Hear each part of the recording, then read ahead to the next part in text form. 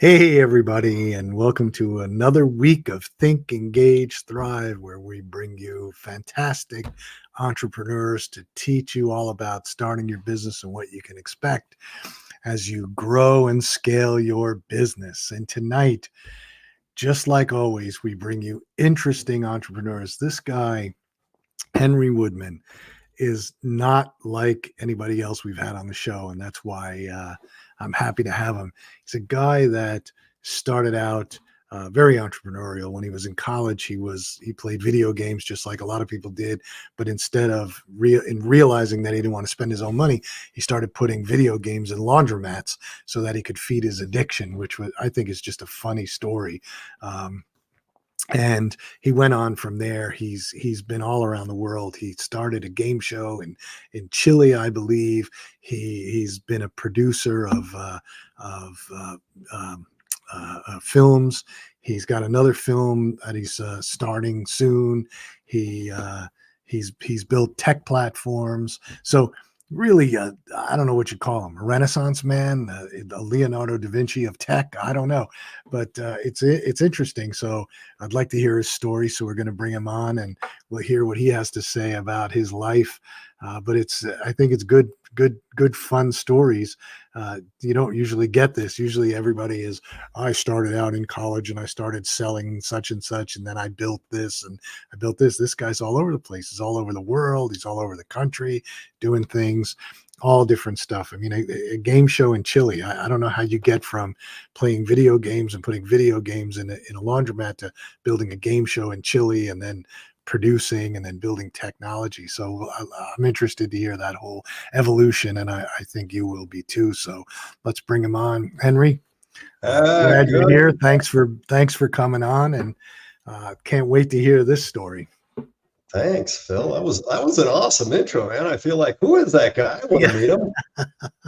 And I'm looking at your little intro with the Rubik's Cube at the beginning, and I'm thinking, wow, I just learned about 2 years ago. I got an algorithm on YouTube because I was always frustrated that I could never figure out how to do a damn Rubik's Cube. So I had to do the algorithm, not just to impress myself, so I Oh, could do yeah. the Rubik's Cube. Anyway, sorry, I Yeah. digress. Yeah, that's funny. Why don't you take us back? Why don't you explain the whole thing? I sort of teed it up, but it's got to be an interesting story to go from playing video games, putting video games in laundromats, and then getting down to Chile and doing all these other things that you've done. Yeah, I'll Enlighten recap those. us. And it's funny is it's more of a hedonistic and opportunistic type entrepreneurship where it wasn't like I was looking for something. I was just looking to have fun and be, the things that I enjoyed. And then I saw opportunities. I'm like, I could do that. And so, I could even go further back, but we'll just take you back to college. It's I don't even know, some weekend, and I'm sitting in a laundromat in my sophomore year. I got a pocket full of quarters, watching my clothes in the washer, and I'm thinking, man, I do not want to study. And I was jonesing for Pac-Man. I really wanted a video game machine, right? And the only places at the time were at, the arcades and in Yeah, malls and 7-Eleven, they had some machines, right? And so I thought, man, they really need a machine in this place. And of course, instead of thinking somebody should do something, I thought, let me call every laundromat in Tucson. So of course I go back to my dorm. I call the laundromats. I ask them if they have video game machines, and of course they say no. And I said, well, would you like to share the revenue if I put them in? A couple of them said yeah, and I don't know why I said that because I had no money. So I yeah, took my school education money. I went to an auction, and the big arcades would sell the machines that were not doing any business. They were yeah, just sitting there collecting dust. They'd get rid of them at the auction for less than what they paid for it, right? So I got these cheapo machines. I think my first machine was called Frisky Tom or something like that. And I put it in the laundromat.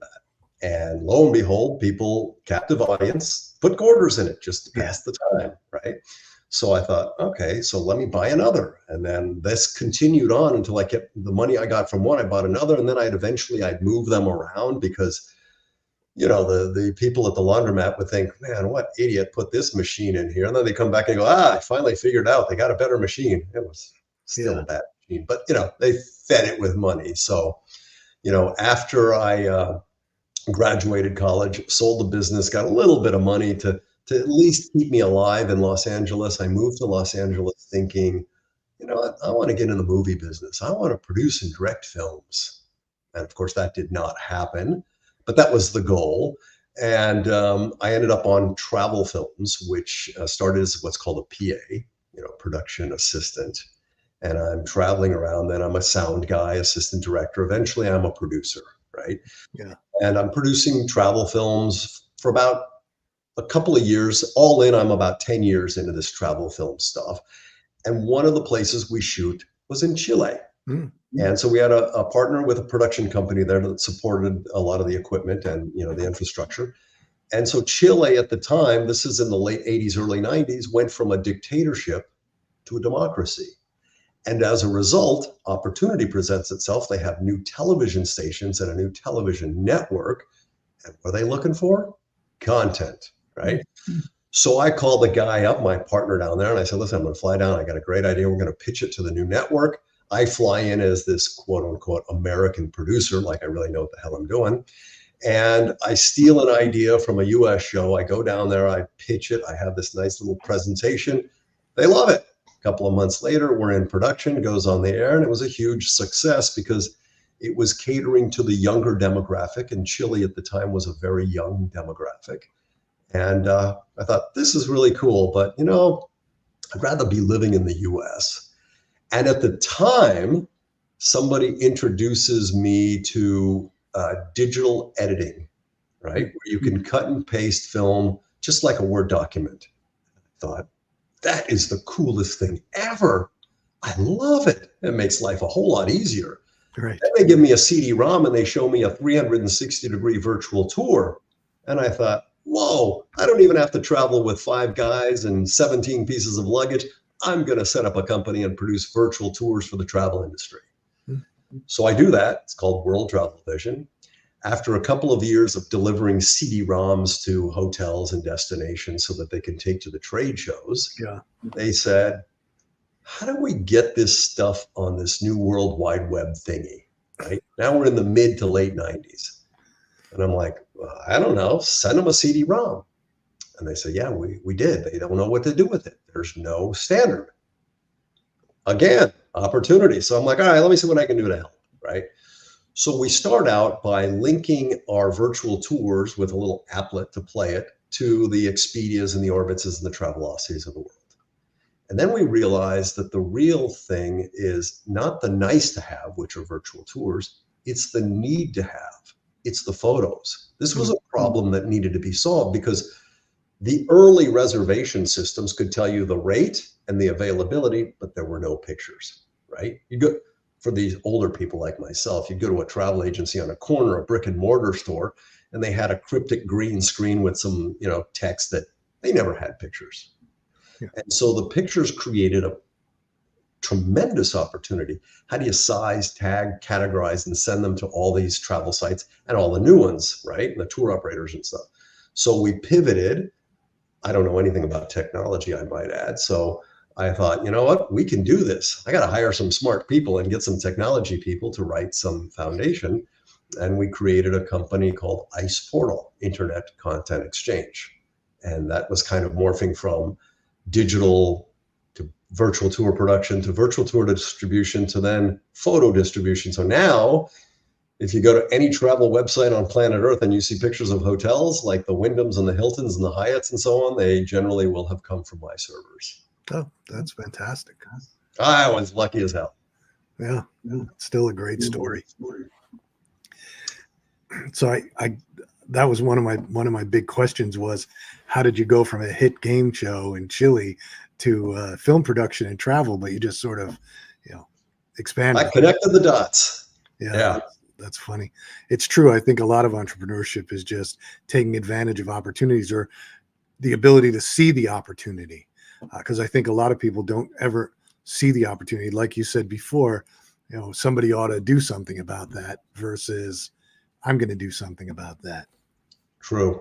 And let's be clear too, you kind of have to be somewhere in the space, right? I mean, if I wasn't addicted to video games, I would never known that was a problem. And if I wasn't in the travel industry, I would not have known about Chile to do a game show there. And if I wasn't in Chile, I would not have known about the digital. Well, I would have known it was in Florida, but then linking virtual tours to travel sites to help clients, because I didn't know, I was sending them CD-ROMs, and then realized the real problem isn't the virtual tours, it's the photos, right? Yeah.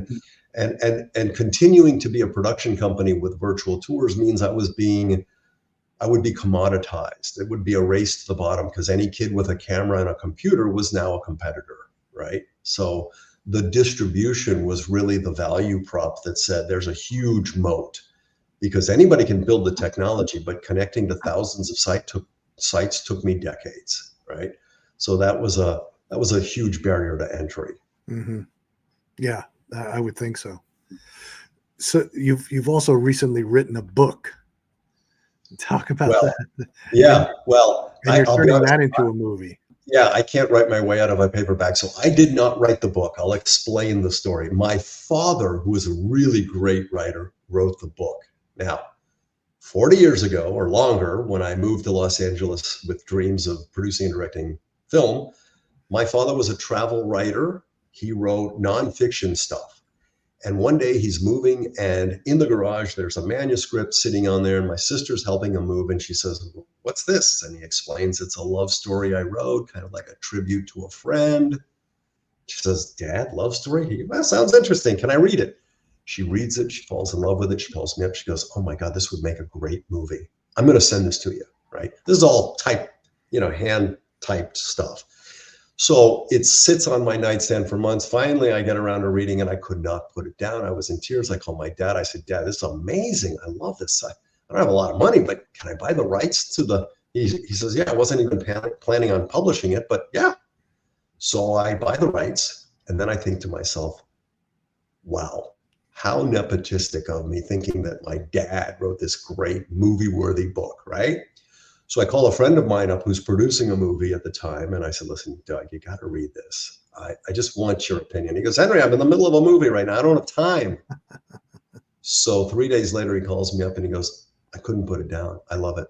We're meant to do this." I'm like, "Done. Let's do it." So I go to Chile. He goes off out of the business. He gets into the real estate business. We go our separate ways. We still maintain our friendship. I said, "Doug, one of these days we're going to do this." And of course, I said, when I sell my company, my tech company, Ice Portal, I'll have the bandwidth. We'll do it then. So I sold the company, as I mentioned. I published the old man's book. It's called The Reincarnation of Marie.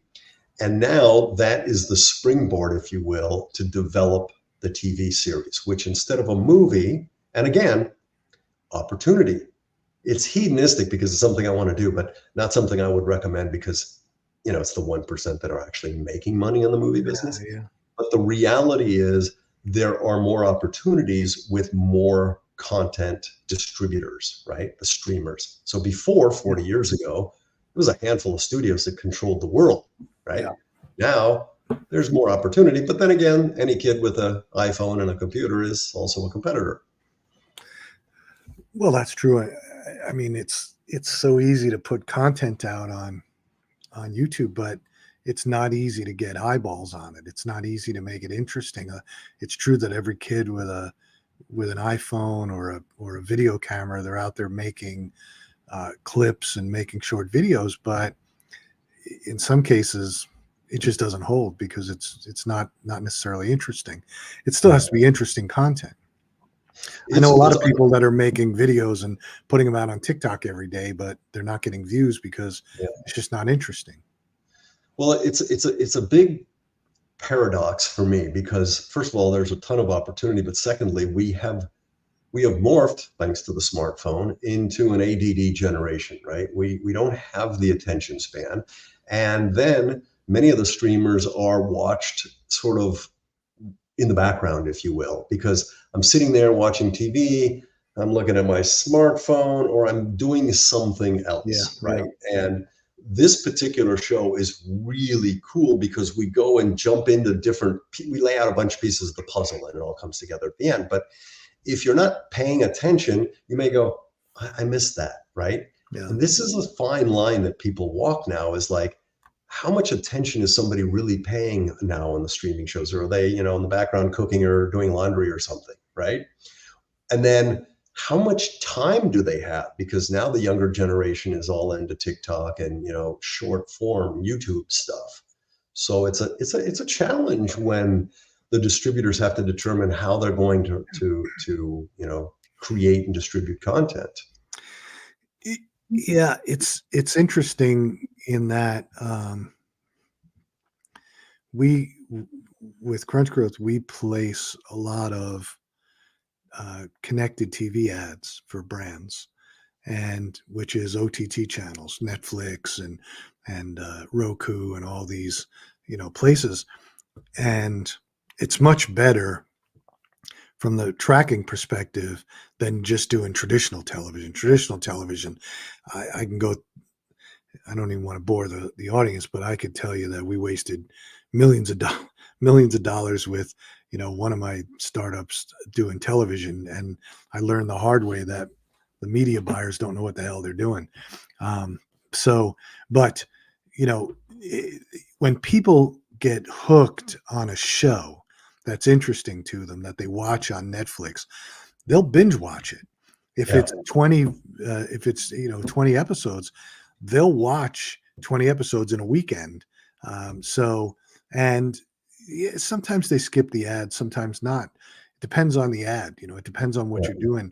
So, you have the opportunity to capture them because they get engrossed in these shows and they can't skip through the ads, so they can certainly do what you said, which is turn off and start looking at their phone. But a lot of times they don't want to because they don't know if it's going to be a 30-second ad, a 15-second ad, 2 ads, 1 ad. And so you do capture it, and we do get really good metrics on view through, and when we place ads on these channels, we can see who's watching what program and how long they're tuned into that. So it's really interesting, I think, the dynamic of what's happening today with content. YouTube is a different animal. It's different than the OTT channels, and that one is sort of, YouTube shares some information, but it's interesting that how that whole platform works. Yeah, I think the other challenge too is if you, first of all, nobody green lights multiple seasons, right? They'll say, okay, we'll say yes, if you will, to a specific season, right? And let's say it does really well and it takes off. What do? You do another season. Now, how many times have you watched something you're like, I love it. Wow, what's next? Season 2 just got greenlit. It'll be on in 2026. You're like, what? Yeah. Shut up, forget about it. And you've watched things and you're like, I almost forgot. What? It was really good. What? I gotta watch that in 2 years? 2 years? Yeah. Right. So you kind of you feel like they would just continue to roll it on, but you don't know what's going to hit or not. So that's a challenge for the distributors too. Yeah, no doubt. Yeah, the whole way that people consume content today, video content, television, whatever you want to call it, shows, movies, is totally different than in the past. But when you think about it, in the past, today they release an entire season, right? So you have season 1, shows 1 through 10, and again, you can binge watch it. Back in the old days of traditional television, you had to watch it over 10 weeks, and then there was the break, and then you were watching reruns until you got to September when they had the new season come out. So it's always the same type of thing. There's always a lag, but I do like streaming television today better than traditional television. Yeah. You can watch it at whatever hour. But Apple does releases like Wednesdays or something, right? So like I love oh my God, I've gotten into a show, I'll binge it. Not binge it, but I'll watch a couple of shows every day for a week, right? Whereas Apple, I'm like, okay, let me wait until towards the end because I don't want to watch it, get into it, and then find, oh my God, I'm on show 6, there's 4 more, I got to wait another month. Right? So it depends on, I think Netflix has spoiled us, allowing us to do the binge watching, on a weekend, or, I come home and I watch 1 or 2 shows a day. Okay, that's good. Yeah. And I remember Oh yeah, I remember the previous show was just yesterday, Yeah. right? Whereas, 2 weeks go by and you're like, "God, what the hell just went?" It's too much other things I've watched and crammed into my brain in the meantime. Yeah, they've done a pretty good job of doing the show recap from the prior show on the new shows. I I was watching this one show, Shameless, which was on Netflix or one of those, and Showtime had done that, yeah. I really loved the way that they did the intros every week about what happened the prior week and how they were connecting with the audience because it was very much on brand with that Yeah, show. yeah, And I enjoyed it. I thought it was I thought it had some funny parts to it. Some of it was a little tedious, but I thought it was funny. My yeah. wife and daughters get into all those medical shows, which I can't watch. You know, Why? I there's one show I can't remember the name of it, but I it was on once. We were I was we have a small gym in the house, and my wife and I were we have a screen, and she likes to watch it. I don't. I like to listen to music, but she had it on the screen, and they're in the operating room, and they actually are showing their hands in the body, and blood is squirting. I'm like, I can't do that, No, man. no, I no, can't no, do I that can't because do I'm that. not that type of person. I can't. I have to close my eyes when they're giving me a shot. So Oh, I'm with you. I'm totally squeamish. I will look away and don't show me blood and guts. And I don't like medical shows either because I think, it's kind of like that. If I think it may become a reality, and I don't want to see all these diseases and maybe think, oh, I might have that. No, no, yeah, no, no. Don't even start there. Don't even take me there. I'm, yeah, I'm with you on that one. So What is it? so The psychosomatic thing or whatever, like you read the medical text and you're like, oh my God, those are all the symptoms I have. I Shit, know. I'm dying. I know I'm dying. I have bubonic plague. Right? Um, but you basically you bootstrapped and you scaled a business to what 8 figures or so.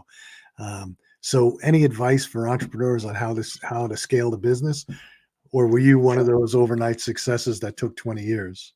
No, I'm an overnight success that took 20 years and almost got bankrupt multiple times and mortgaged my house to pay employees. Yeah, yeah, that was me. Yeah, I got a lot of, I coach small businesses now only because I want to help them learn the things that I did not learn. I went back to get my MBA when I was in my 50s, right? Because I thought I'm running a business. I have no idea what I'm going to do or what I'm doing. So I might as well learn, right? Yeah, And part of the things really is when people would come to me and say, oh, you got to hire the best people.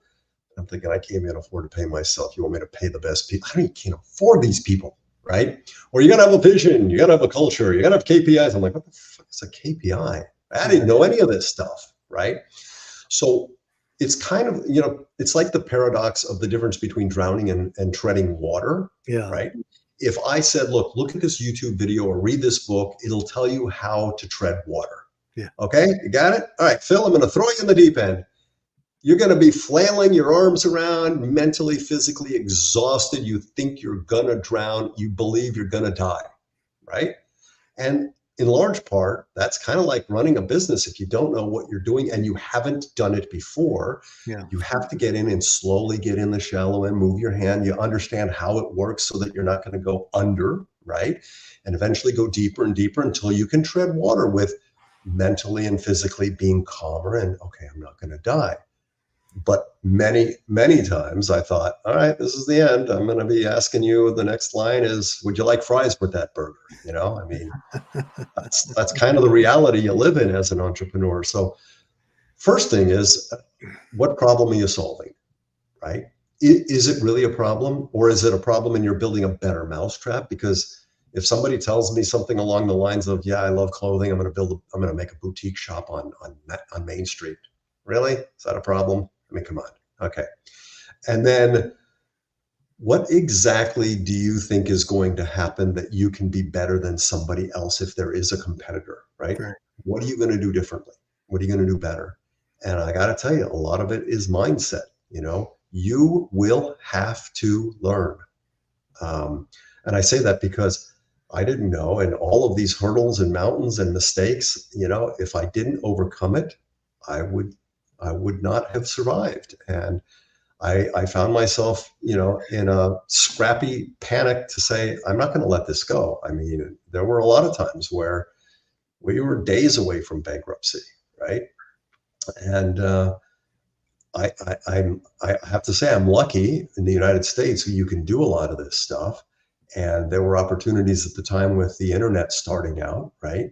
That we didn't see because we didn't know, especially in the travel industry. They're still using a lot of these old legacy systems. Yeah. Not to say you're going to go and find the opportunities, but now with AI, I think there's tremendous opportunities for people to, I don't know if it's improve on something, but streamline existing businesses, right?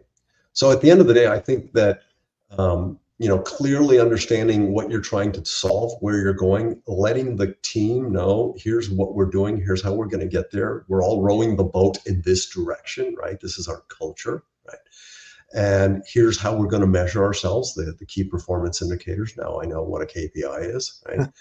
And then how is it we're going to get out of this, right? I mean, I had a number on my mirror for a decade before I sold the company. And when people had approached me and said, we're interested, I said, listen, I'm always interested, but I really don't believe I'm there yet. Because I thought I need to make more money to get a higher multiple to get to my number. And when some guy came and they, it's a multi-billion-dollar company, and they're throwing out all these numbers, and I go, guys, I was in a position of strength at the time. I said, guys, I got to be honest with you. I got no boss. I got no board. I got no debt. I'm making good money. I sleep well at night. Why would I sell the company? Right. Give me my number, right? And I even said, you'll overpay today for something you'll underpay for tomorrow. Yeah. And then I shut up. And they looked at each other with probably 3 seconds, but it felt like a minute. And they finally looked at me, fine, you got a deal. I was like, wow, okay, done. So again, I was right place, right time, positioned myself in a point of strength, to negotiate because I wasn't desperate. And I really believe that.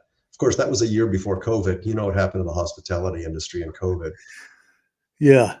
Yeah. Well, a lot of industries, not just hospitality, but just But to turn off every single hotel on planet Earth and say no revenue, but you still got to pay your overhead and your general, G&A and your administrative and your staff. yeah. Well, the whole country was affected by COVID. I mean, we were affected. Our clients Big were time. affected. Yeah. So it was that was not a good time.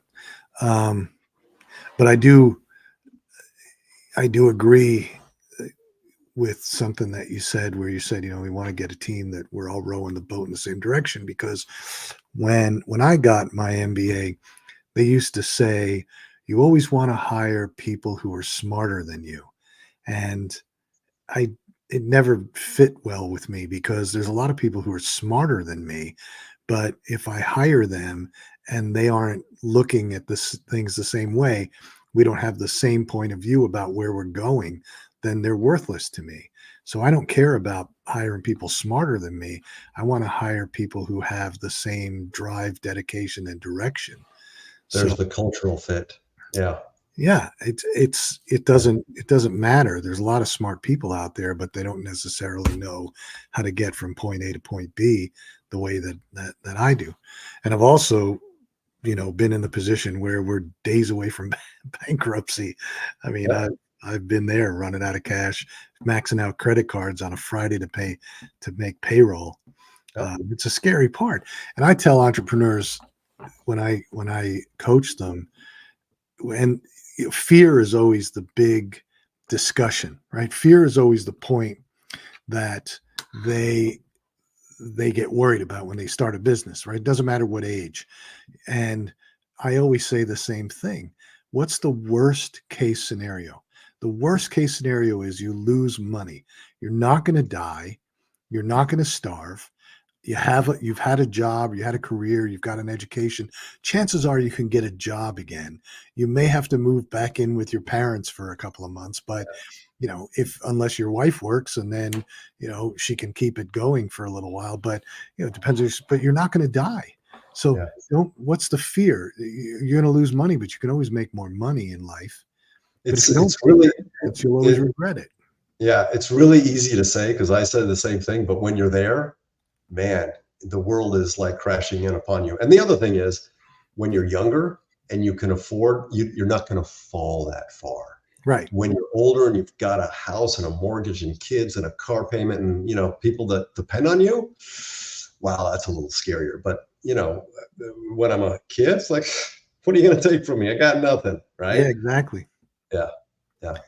But surrounding yourself, it's not just the people that there are a lot of people that are smarter that don't have the same leadership abilities, or Oh they're yeah. happy just coasting and getting a paycheck and doing their thing as long as they know they are part of a bigger purpose, if you will, right? Yeah. And I had some really good employees, and I told them, I said, listen, I know that I am not paying you what I think you should be getting paid for what your talents are. So I gave them phantom stock in the company, meaning if they were there at the sale, they would get some bonus money, right? And they all made out, the ones that I gave the phantom stock, fairly well. So I think that helped maintain. I want to pay you more, but I can't afford to. But I'm gonna pay it back at the end.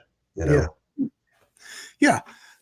I've done that with other companies, and I think it's a good way of doing it because, especially when you're young, most people want to, when you're young, you sort of you're willing to take a lot more risks, even if those risks are, um, even if those risks are working for a company, um, working for a company that offers you stock options but low pay. What's the risk? So if you work hard and if you're going to coast and just expect a payout at the end, well, that's not going to work. But if you're willing to help get that company going in the right direction, you'll make out in the end. Yeah. And I think that people that start companies, if they came from small businesses and they understand you're going to wear multiple hats, you're going to have a lot of time, putting in a lot of time, and they get that, that's great. But people who come from large businesses, right? They think, oh, I know exactly what I'm doing. It's harder to make the transition to a startup if Yeah. you're coming from large corporate America, in my opinion. I hired some people in my day that were from corporate America, and they expected there was a lot of, here, you don't have the policies and procedures and the strict, here's exactly what I do and what buttons I need to push. I'm like, no, that's on you. What? It was much more challenging for them. Yeah.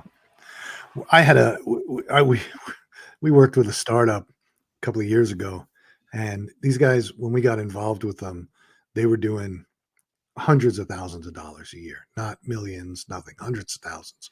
So they were just basically getting going. And these guys were emphatic about systems and process. And it used to bug the crap out of me because I kept saying to him, guys, you're a startup. You're not Apple. You're a startup. You don't need systems and policies and procedures. You need to take advantage of things. You need to be opportunists. You need to figure out every day when you wake up, you need to figure out how you're going to drive revenue X% that day. And you're sitting there, we're having meetings and you're telling me about, well, this is the process and fill out this form and fill out this spreadsheet. And it's not the way it happens, man. And Yeah. they were floundering until finally one of their most trusted advisors gave them the proverbial slap on the head and said, guys, you need to stop this. You need to start focusing. Yeah. And it wasn't until that point, and it was a year of frustration. It wasn't until that point that we wound up getting them, over the hump, so to speak. But yeah, it's wild. There's a couple of things, when you're looking for opportunities, you're saying yes and looking at Yeah, everything. absolutely. When you finally find a good opportunity early on, you're also saying yes because you're a whore for nickels. Anybody with a nickel, I'll take it, right? And then eventually, when you figure out what you can be really good at, Yeah. then you say no to everything else, and you sort of focus maniacally on that one thing. So it's like yes, yes, yes, yes, yes, yes, yes, and then okay, this, no, no, no, no, just this, right? And then you have to build. And this is important for your foundation guys. Without a good foundation, processes and procedures, it's hard to scale. So if you find the one thing you're really good at and you've got the foundation, then you can exponentially scale. Otherwise, you're going to have a foundation that is kind of weak. Yeah. Yeah. It's funny. We had a guy on last week, he's scaling a business, doing a pretty good job of it. But he said the same thing. Sometimes you take opportunities because you need to have that opportunity. You may not even make money on that opportunity, but you need that customer, you need that client, and you'll take whatever you can get until you get to a certain point where you can be a little bit more choosy and say, this is our type of client. So, and always ask the customer, say, listen, what is it that you're missing? What do you need? What can we do? I mean, because it's them who is giving you the money, right? I would always ask the hotel groups, I'd ask Hilton, so what's a problem? Where are issues? What can we do to help, right? I didn't want to tell them, I know exactly what you guys need, I'm going to build it. No, I want to know what you need so I can build around your needs. Yeah. It's funny, we have the same sort of problem on the agency side, because I had this conversation today with a prospect where all they wanted to know was how much we charge for different services. I said, I don't know what we charge because I don't know where you need to get to. I don't know what you want yet. I don't know what the problem that we're trying to solve is yet. I can tell you what I see, but, how much is that? How much is this? And the other one that really drives me up a wall is when prospective clients, and it doesn't matter the size. I mean, it could be $100 million company, $200 million company. They'll say, well, we want you to do it on spec. We'll pay you a percentage of what you grow the sales at.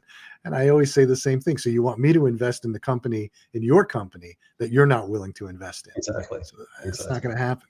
So, it's totally, but for us, to be honest, I never set out to build an agency. We sort of fell into it after I sold a couple of businesses, and we wound up trying to help a very large company that was a partner of ours in the shaving business, and we wound up with doing this. So our approach is, we're very picky about who we work with.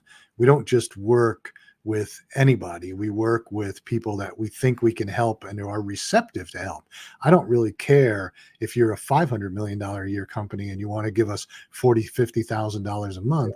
If you're not receptive and you don't, you're not going to listen to what we have to say, I don't need the business. And you're right. When you say you only take the opportunities, this is kind of like when I look back on my life, if you would have told me early on that I'd be running a tech company, I probably would have gotten more, into business classes, accounting and legal and shit in college instead of drinking and chasing women and playing video games. Right? But the truth of the matter is, you never really know where those dots connect. Like when Steve Jobs was taking a calligraphy class, and if you'd have known him, you'd have said, that's the dumbest thing ever. What's that ever going to do for your future? Calligraphy, please. Yeah. Right? Who knew? Guy's going to develop the Mac and calligraphy is going to be a big part of it. I get it. When you're going through life and you're just doing the things that you enjoy, those dots tend to connect because that's the way it goes. It's like, oh, there's an opportunity. Oh, there's something I'd like to explore, right? And that's, if you would have told me the things that would have happened 40 years ago and that I'd go full circle and finally get around to getting, to producing a TV series, I would have thought, what on earth took you so long, Yeah. But it's a lot of the TV people are like, wow, I should have done it the other way and, made that money and then come and done what I love instead of trying to, produce, pre-produce, post-produce, and then try to sell another. Yeah. It's an ongoing effort. Yeah. Yeah. Yeah. I will say that I do enjoy working with startups more than larger companies. Certainly larger companies pay the bills, but startups are much, much more fun because the founders generally are more receptive to trying things. And in this day and age, you have to be innovative to get noticed. And I tell entrepreneurs all the time that they'll always say the same, oh, well, what's the secret to scaling? And I say, well, the secret to scaling is getting your brand noticed by the consumer. And well, in our case, because we do a lot of consumer products, and so it's getting noticed, it's getting your brand noticed, getting people to understand it. And it's not through ads, but you have to figure out a way to do it. Right. And it takes some innovation and risk taking, and you have to do some things. I mean, you do a lot of I don't know if I told you the story when we were talking. I'll give you a quick example. We were When I had the shaving business, we first started out, and this is, I don't know, 15 years ago, maybe a little longer. Anyway, it was pre Dollar Shave, pre Harry's, pre all that, and we saw the opportunity, and we had gotten a supply deal with the second largest razor company in the world, domestic products. So we had a made in the USA product, and we were doing for about a year. We were doing everything you were supposed to do. We were running ads, social media, all these things, and we were getting orders, but not. It wasn't breaking down the doors. And one morning I woke up and I read. I love sports. I love baseball, and I read that there was this pitcher, Brian Wilson, used to pitch for San Francisco Giants, and he got traded to the Dodgers. First time he was going to pitch in a year because he had Tommy John surgery, but the guy had an epic beard. He was known for it. At the time, there weren't many major league players that had beards, right? Major League Baseball frowned upon it, but he had a beard, and he was a great pitcher, and he just had this personality. And so I thought, what would be cool is I'll offer him $1 million to shave his beard off with our razor. And so we sent a message to his people, sent an email saying, we'll pay him $1 million to shave with our razor. And all we needed back was a response from them saying, we'll run it by Brian. And that's what we got. And we took that and ran with it. We basically had our PR firm push it out saying, we're in negotiations to have Brian Wilson shave with our razor for $1 million. And it went wild. It went crazy. I love it. And it went crazy because people were pissed. They were pissed that we would offer a guy $1 million to shave, right? But on social media, we were getting people sending pictures of every single body part saying with a price tag on it. I'll shave this for 10 grand. I'll shave this for 5 grand. I'll shave this. And it just exploded. And then all the sports places were interviewing us. We were in the news. It went on for about 10 days, right? And then it started to die down. And then TMZ catches Brian Wilson coming out of a gym in LA, and they asked him, are you going to take the $1 million to shave your beard off? And he's like, I'm not shaving my beard off for any amount of money. Well, it goes nuts again. Now people are pissed off again that the guy wouldn't take the $1 million, and it just exploded. But that one event, just getting noticed in that way, which didn't really cost us anything, just time, that launched us. It got us, a huge amount of orders, and it But launched. and this is to the people who are listening as well. The lessons learned is you just got to plant seeds, man. Yeah. You got to plant a lot of seeds. You got to water them. Some of them are not going to make it, but a couple of them, if they sprout, keep watering them and nurture them, because this is entrepreneurship.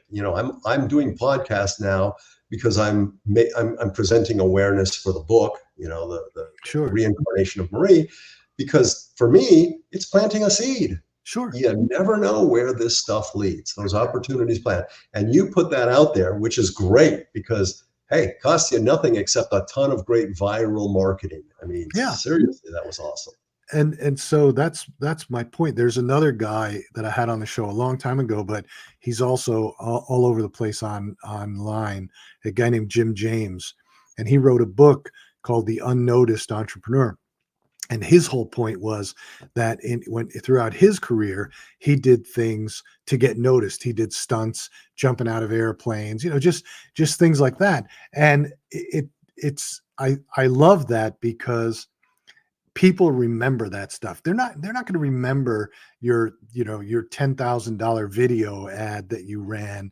They're not going to, maybe it had impact and maybe got some orders out of it, but they're going to remember the things that made them laugh and the things that they thought were wild and a little crazy.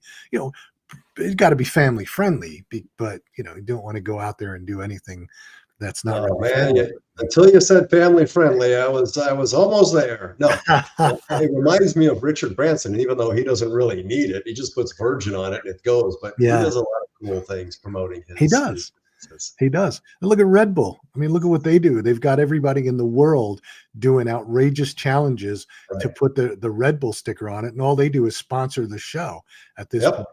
So, Yep. Yep. It's genius. and there was another, that's another example of an overnight success that took 20 years to get there, right? Yeah. Yeah. That's the other thing. When people start, it's very hard, very, very hard for people to take you seriously because, like, are you going to be around in a year? I mean, Yeah, how am I going to take any of this seriously? You know what? Call yeah, me when you're ready, or call me when you've got your big boy pants on, or whatever. Because yeah, the statistics are not on your side. The majority of small businesses fail. So why are you going to expect a big company to roll the dice and put money in unless you really created something unique? yeah, There are very, very, very few companies that strike that lightning in a bottle. yeah, yeah, yeah, 100%. Um, we've got about 4 minutes left. So, any last words of wisdom? And again, we'll put in the description of the show, I'll put the links to your to whatever you want, all your social media. And I don't know if you have a link for the book or Yeah. anything.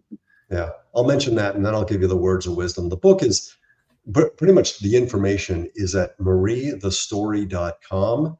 It's a website that has where you can buy the book, some information about the author, my dad, some information about the TV development of the TV show called Slippin' Through Time. So mariethestory.com. So the advice really, I got to be honest, I think there's a couple of things. One, mindset, right? If you believe that you're going to have a decent outcome, you're better off getting there. If you think it's gonna be tough and you might fail, you probably will. Right. Yeah. So mindset plays a huge part. The other thing as I alluded to was planting a lot of seeds. You got to go out there. And that also means networking, right? You never know who you talk to and who you meet, be it at a trade show, be it a conference, be it at an event, and they go, oh, yeah, listen, I know somebody, or I think I can help you with that, right? You never know how those things happen, and it takes time. So patience as well. Yeah. Yeah, 100%. It takes you have to it takes patience, it takes planning. I'm not a big fan of writing big business plans because I know that Oh, it's never gonna stay. You write a big business plan and it's gonna change the first day you start. So listen, Phil, I look back on the plan I wrote for Ice Portal, and I was pulling numbers out of my butt thinking, oh, oh my God, the hockey stick is going to go up there in 3 years. We're going to yeah, be yeah, gazillionaires. Please. Right. I'm also an angel investor now. So I've invested in about 40 companies already. And now I look at it and I'm like, I know better. I know a lot of this stuff. I do it because there's passions for certain businesses. yeah, There's types of businesses I like, but the reality is most of those plans are not going to go the way they had envisioned. I don't care who they are. I don't. It's almost a waste of time. Just give me 5 slides on a pitch deck and give me the reasons why this is unique and what problem you're solving, and the team, right? yeah, yeah. That's one of the issues that some of these young guys have, man. They think they're gonna put together these massive decks and walk out with a $10 million check, and it just doesn't work. Yeah. So I mean, yeah, I've seen companies that are startups and they think we're valued at $20 million. I'm like, well, have you got any money coming in? Just yeah. sold anything? And the answer is no, I haven't sold anything. So how are you worth 20 million? Oh, well, we got a good concept. I'm like, oh my God, goodbye. Sorry. We have one of those now. We have one now that they insist is worth about $10 million, and you're going, dude, you're not, you haven't sold anything yet. So Yeah, good luck. well, our That IP. was the old days. That's why I don't like investing in companies out of Silicon Valley, because there is a little bit of a sort of a delusion of what we're worth out there. So, I like SaaS, B2B enterprise, making money outside of Silicon Valley. Yeah, yeah, yeah, yeah. Well, Henry, I really appreciate you taking the time and coming on. I really enjoyed the conversation, and I hope everybody out there did too. Hope you got something out of it. I think it was. I think your background is a lot different than what we normally see. So that was a lot of fun.